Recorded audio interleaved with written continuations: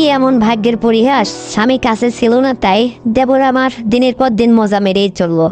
আমাকে সে আর একটু স্থির থাকতে দিত না। বন্ধুরা, আমি আমার জীবনের একটি ঘটে যাওয়া সত্য ঘটনা আপনাদের শেয়ার করব। তো চলুন শুরু করা যাক। আর হ্যাঁ বন্ধুরা, এই গল্পটি প্রথম থেকে শেষ পর্যন্ত শুনবেন, তাহলে অবশ্যই মজা পাবেন। একটু স্কিপ করবেন না যদি মজা নিতে চান। তো চলুন শুরু করা যাক আজকের গল্প। তো বন্ধুরা, প্রথমে আমার বিয়ে হলো আমার হাজবেন্ডের সঙ্গে। তো ও আমাকে বিয়ে করার ঠিক 3 মাস বাদেই বিদেশ চলে যায়। তো আমার শ্বশুর শাশুড়ির অবস্থা মোটামুটি খারাপ ছিল না, ভালোই ছিল সাংসারিক অবস্থা। তো ওরা 2টা ভাই, আমার হাজবেন্ড ওরা 2টা ভাই। তো আমার স্বামী যখন আমার বিয়ের বয়স 3 মাস বিদেশ চলে গেল, তারপর সে ওখানে যায় মাঝে মধ্যে ফোন করে কথা বলে, যাই হোক ওখানে যায় ইনকাম শুরু করলো। টাকা পয়সা ভালোই পাঠাচ্ছিল, মাসে মাসে ভালোই দিনপথ চলছিল। এদিকে আমার একটা দুষ্টু ছোট দেওর, তার উৎপাতে আমি আর ঠিক থাকতে পারতাম না। আমাকে খুব জ্বালাতন করতো, আর এটা করো তো সেটা করো, নানান বাহানা। এই টাকা চাই, এই মার্কেটে চলো, ভাবি আমার এটা ভালো লাগছে না, আমি তোমার মায়ের বাড়ি তোমাকে সঙ্গে করে বেড়াইতে যাব, নানান রকম অজুহাত করতো। তা আমি ওর মতলবটা তখন বুঝতাম না। আমি মনে করতাম দেবর তো, ছোট ভাইয়ের মতো, যা হোক ভালোই। তো নতুন নতুন এই অবস্থায় বুঝিনি, তো আসলে ওকে তো আমার বুঝে ওঠা হয়নি।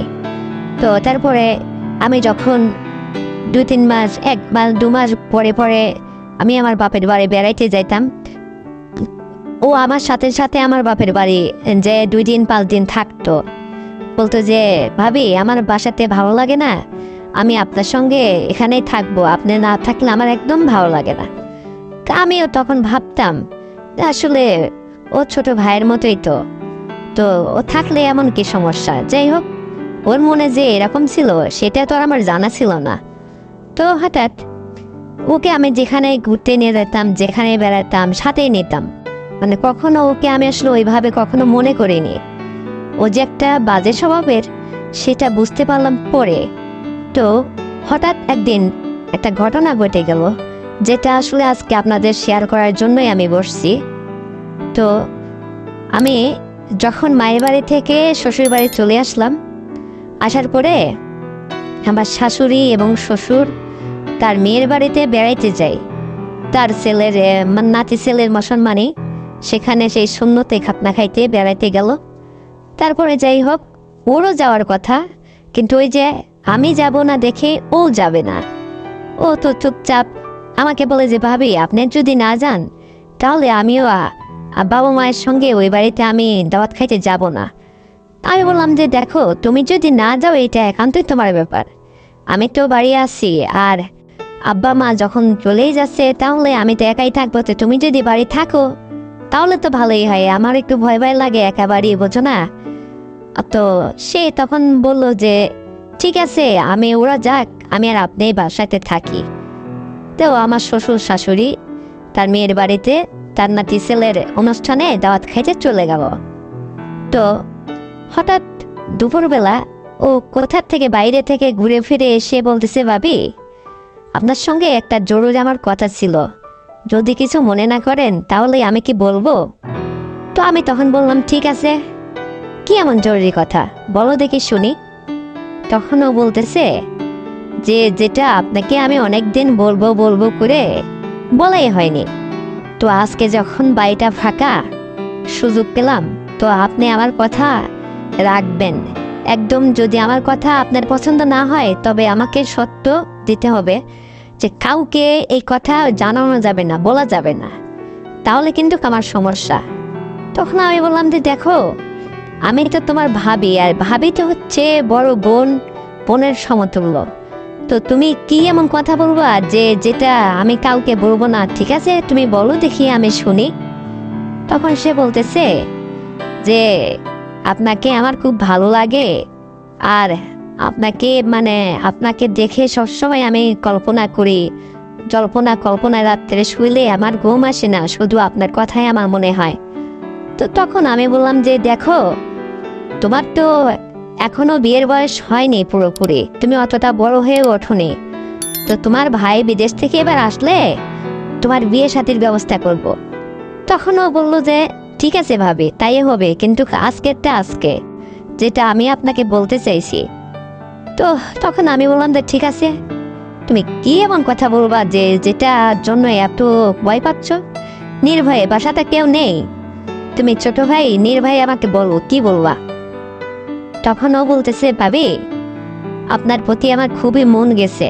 আমি বললাম যে তার মানে কি, এটা কি বলছো, কি মন গেছে বলো তো দেখি। তখন ও বলে, মানে কাপা কাপা কণ্ঠে একটু ভয়ে ভয়ে বলছে যে ভাবি, আমি আসলে আপনার সঙ্গে ওইটা করতে চাই, যদি কিছু মনে না করেন, আজকে তো বাড়িটা ফাঁকা, আসুন না, হয়ে যাক। তখন আমি বললাম যে এইটা তুমি কি বললা? এইরকম কথা তুমি আমাকে বলতে পারলে? আমি তোমাকে ছোট ভাইয়ের মতো দেখি, আর তোমার ভাই বাইরে রয়েছে, তুমি তো জানোই, তার আমি নতুন বউ, সবে মাত্র সে আমাকে মাত্র বিয়ে শাদী করে সে বাইরে চলে গেল, তার সঙ্গে আমি মানে আমোদ ফুর্তি খুশি আল্লাহ কোনো কিছুই করতে পারলাম না এ পর্যন্ত। আর তুমি এর মধ্যে এইরকম মানে তোমার স্বভাব প্রকাশ করছো আমার কাছে, এটা কি আসলে আদৌ সম্ভব? তুমিই বলো, আমি না তোমার বড় ভাবি, তুমি আমাকে সম্মান করবা, তা না করে তুমি আমার কাছে এসব কি বলছো? তখন ও বলে, প্লিজ ভাবি, আমার মুখের দিকে একবার চান, যে একটু ভেবে চিন্তে দেখুন না, মনটা একটু নরম করুন, তাহলেই হবে। আজকে তো আব্বা মা বাসায় কেউ নেই, বাড়িটা তো ফাঁকা, কেউ তো আর বুঝবে না। তো যদি আমার প্রস্তাবে আপনি রাজি থাকেন, তাই বললাম যে দেখো, এরকম পাগলামো করো না, আর তুমি যেটা বলছো এটা কিন্তু আদেও সম্ভব না। আমি কিন্তু আমার শ্বশুর শাশুড়ি আসলে তাদের সব বলে দেবো, বুঝছো? এই কথা বলার পরে সে তখন বললো যে ঠিক আছে ভাবি, আপনার কোনো কিছু আমার কথায় রাজি হওয়া লাগবে না, আর আপনার কোনো কিছু আমার দরকারও নেই, আপনি এই কথাটা তবে কাউকে কিছু বলবেন না। এই বলে বেচারাটা যাই হোক বিকেলে কোথাও ঘুরতে বেরোলো। তো আমার শ্বশুর শাশুড়ি দাওয়াত খেয়ে চলে আসার কথা, কিন্তু তারা আসলো না। যাই হোক সন্ধ্যা পেরিয়ে গেল, রাত হলো। তো আমি আমার রুমে টিভি দেখতেছি বসে বসে, আর আমার ছোট দেওরাটা সেও মনটা খারাপ করে আমার সঙ্গে কথা বলছে না। এক পর্যায়ে যেন মানে আমার রুমে ঢুকে আমার সোফার উপরে এসে বসে আমার পাশে বসে টিভি দেখতে লাগলো। কিন্তু হঠাৎ করে সে দরজা লাগিয়ে দিয়ে এসে বলতেছে, ভাবি, মানে আপনার সঙ্গে আমার একটা কানে কানে কথা আছে, মানে আমি বাইরে থেকে একটা ঘটনা ঘটে গেছে যেটা আপনাকে শেয়ার করব। তখন আমি বললাম যে কানে কানে বলতে হবে কেন, মানে আমার রুমের মধ্যে তো বাড়ির মধ্যেই তো এক কথা, কেউ নেই, তুমি আর আমি, আর তুমি এরকম করতেছো কেন? সেই সকাল থেকে দুপুর থেকে মানে কি আজে বাজে কেমন যেন আচরণ করতেছো। তখন সে বলল কি যে ভাবি, এটা সমস্যা নেই, বেড়ারও কান আছে, আপনি একটু আমার কাছে আগে আসবেন। তো আমি ওর কাছে একটু এগিয়ে যাই বসলাম, যে কি হয়েছে বলো। তখন ও ঝট করে উঠে আমার মুখটা চপ করে একদম চেপে ধরছে, চেপে ধরে বলতেছে, চুপ, একটা কথা বলবেন না আপনি, আমি আপনাকে এখন যা বলবো আপনার তাই শুনতে হবে। তখন আমি মানে বহুত চেষ্টা করছি কথা বলার জন্য, কিন্তু এমন করে মুখ চেপে ধরছে। আর আমার শ্বশুর বাড়ি হচ্ছে গেটওয়ালা বাড়ি, ভিতর থেকে গেটটা আটকানো, মানে ভিতরে যদি বাড়ির মধ্যে যদি আরো অনেক কিছু ঝড় বয়ে যায় তো বাইরের মানুষ কিন্তু এটা বুঝবে না, টের পাবে না, প্রতিবেশীরা কিছুই জানতে পারবে না। তো এক পর্যায়ে সে মানে তার মনের মধ্যে আসলে ওইটা ছিল, তো সে যাই হোক জোর জুলুম করে। আর আমি সবসময় আমি একটু স্বাস্থ্যমাস্ত ভারী মানুষ, তো ফর্সা ভারী মানুষ, তো আসলে ও আমার ছোট ভাইয়ের মতো ওর বয়সটা, আর আমিও অনেক ভারীও মানুষ। আমি বাসাতে এমনি সালোয়ার কামিজ পরতাম, জামা পায়জামা পরতাম আর কি। তো সেদিন হঠাৎ আমি কি মনে করি, যাই হোক মানে মেক্সি পরছি, মেক্সি পরে আসি, এর মধ্যে ও মানে এই সুযোগটা কাজে লাগাইছে, মানে আমার সঙ্গে জোড়াজুড়ি করতে করতে এক পর্যায়ে টাচ করে আমার মেক্সিরে টান্ডি তুলেই আমাকে মানে ইয়ের উপরে ফেলে দিল, সোফার উপরে ফেলে দিছে। তখন আমি চিৎকার করার মতো করে খুব চেষ্টা করতে লাগলাম যে ওর কাছটা আসলেও যতই হোক একটা ছেলে মানুষের শক্তি আলাদা। তোর সাথে আমি মানে যুদ্ধ করে পেরে উঠতেছি না, খুবই হাত পাচড়াপাচড়ি করলাম যে দেখো এরকম করো না। তো আমি বলার চেষ্টা করছি, ও আমার মুখ চেপে ধরে আমাকে কথাই বলতে দিল না। সে এরকম করতে করতে হঠাৎ করে আমাকে সে অলরেডি মানে ওইটা সেট করে গেঁথে দিল দিয়ে, মানে আমাকে আর কোনো কিছু বলার সুযোগই দিচ্ছে না। আর আমিও ওর ভাই যখন অনেক দিন মানে চলে গেছে, অতিবাহিত হয়ে গেছে, সে বাইরে রয়েছে, তো এইরকম হয় এক পর্যায়ে জোড়াজোড়ি করতে করতে আমারও শরীরের থেকে একদম শক্তি বল কমে গেল।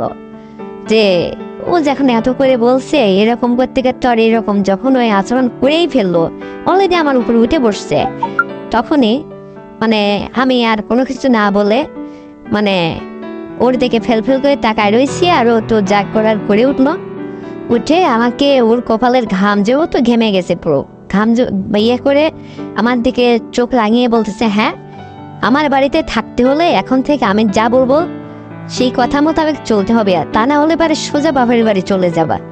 তখন আমি বললাম যে কোথাও যাওয়া লাগবে না, তুমি যেরকম শুরু করছো আর একবার যখন তোমার লজ্জা ভেঙেই গেছে, ঠিক আছে, তুমি যে এত পাজি একটা দেবর আমার, সেটা আজকে আমার জানা হলো। আমি আসলে জানতাম না যে তোমার মনের মধ্যে এরকম বইছে আর তোমার দ্বারা আমার এরকম ক্ষতি হয়ে যাবে।